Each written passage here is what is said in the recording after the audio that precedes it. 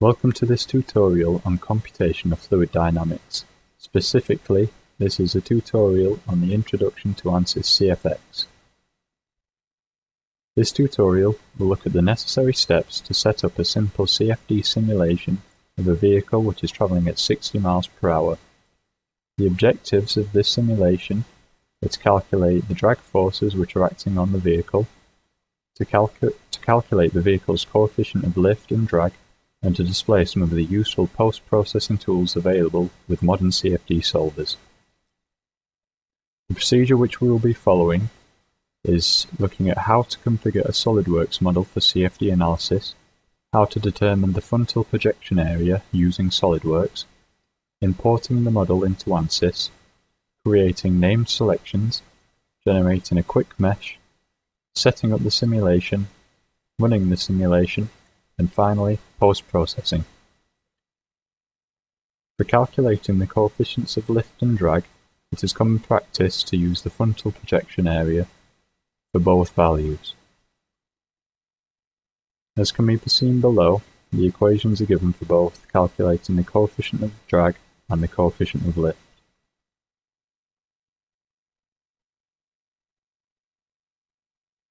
As can be seen in the equation, we need to find A and F. The frontal projection area A can be found using Solidworks, and we can find the drag force or lift force acting on the vehicle using ANSYS CFX.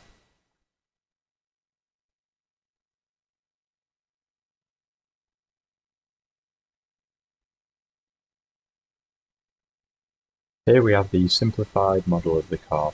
The first thing we want to do is insert a plane, and we're going to use the front plane as a reference.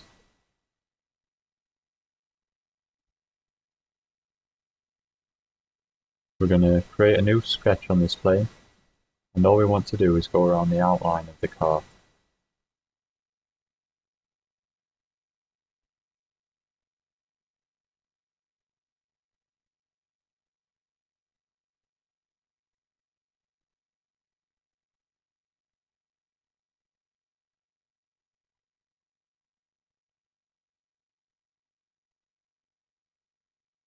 Once that's complete, you'll be left with a fully enclosed sketch, which you can then extrude.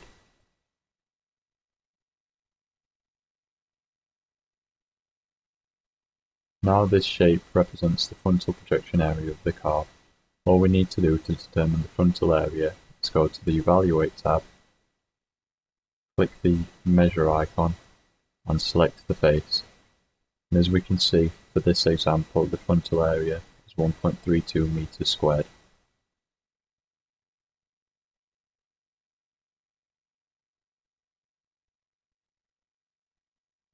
Before we can import this model into ANSYS, we need to generate a flow domain. For this, we'll create a sketch on the front plane and extrude a rectangle which fully encloses the vehicle.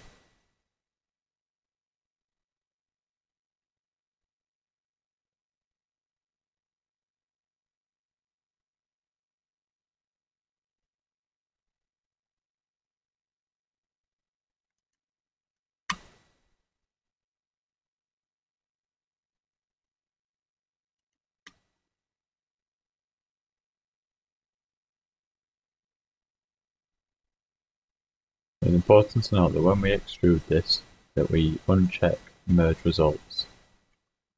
For this, we'll go for a two-direction extrusion.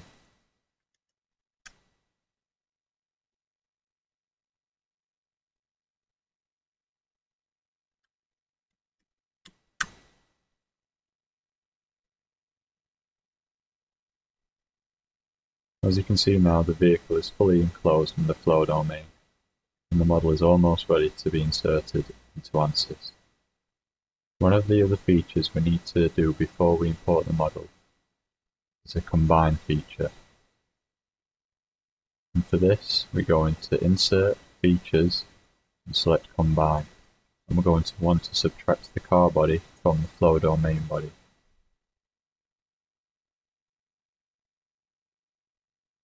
So we expand the Solid Bodies tab. For the main body, we're going to click Boss Extrude 5. For the bodies to combine. In this example is chamfer 1 for the car body.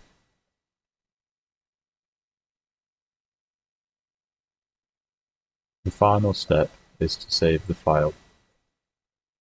And the format that we're going to be using is the SAT file.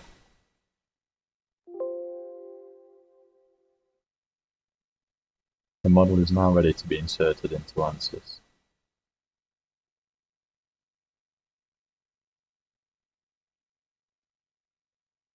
The first thing we want to do, once we've started Workbench, is to open Fluid Flow CFX.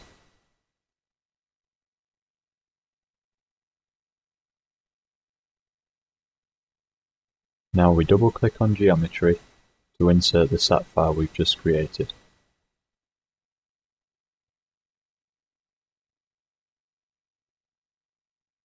To insert the file, go to File, Import External Geometry File, and select the file that we just created in Solidworks. It is important to set the model units to millimeters before selecting Generate. As you can see, the model is now imported into Design Modeler, and we can now create the name selections. To do this, all we need to do is select a face, right-click, and select Name Selections. Standard naming convention is to set the front face as the inlet, the rear face as the outlet,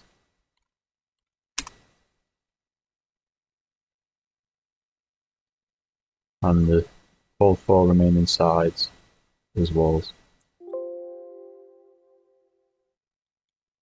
It is important to note that I'm selecting Generate after typing in the name of each face. Now we've done the flow domain, we need to select the car. To select the car, we need to select each face and press F8 to hide it. This will allow us to select the car and all its faces. To do this, we want to use the Box Select tool and click and highlight the entire vehicle. Again, right-clicking to select Name Selections, and we will name this as Car. To show all the faces, press Shift and F8. We are now done with Design Modeler and we can close it. The next step is to generate the mesh. Double-click on the mesh icon.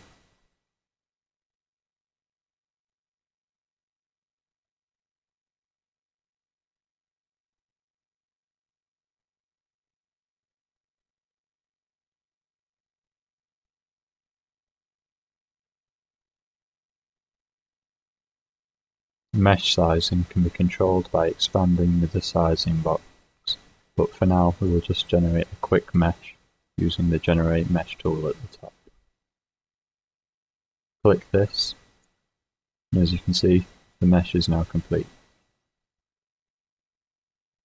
We can now close down the meshing tool. It is important at this stage to update the upstream components. We want to see a green tick next to the geometry and mesh tools. We are now ready to continue with the setup.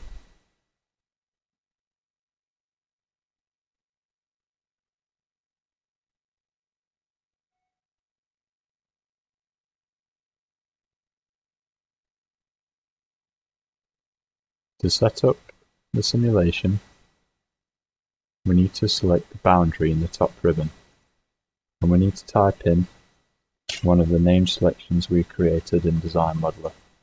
Starting with the inlet, we can set this as an inlet speed, and we're going to use 26.8 meters per second. Type that in and press Apply, and as you can see the arrows indicating the direction, and then select OK. Again, selecting boundary, we can now set the outlet, and we will set this as a 0 Pascal average static pressure, again selecting Apply before pressing OK. For the wall, this is going to be a free slip wall condition, And finally for the car, this is going to be treated as a wall, but with the no slip condition. One less step is to do global initialization, and we're going to select automatic with value from the Cartesian velocity components. And for the U value, we'll type in again 26.8 meters per second, 0 for V, and 0 meters per second for W. We are now ready to close this and double click on solution. This is where we start the simulation.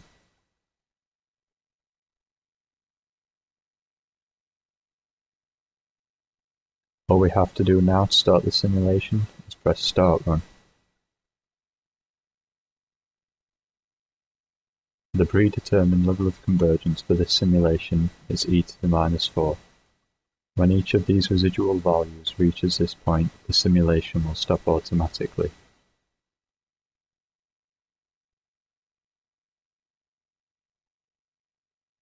As you can see, a little message has popped up to display that the simulation is completed normally. This can now be closed, and we can go into the results section.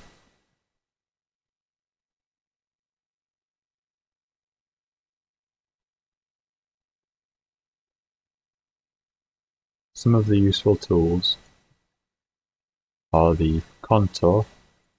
We can select this by clicking contour up in the top ribbon, setting the location as the car and clicking apply. This shows how the pressure is distributed over the vehicle, and we can see regions of high pressure at the front of the car, and regions of low pressure below the car and on the roof. Another useful visualization is streamlines, but to do this we will create a midpoint plane, and this will be created in the YZ plane.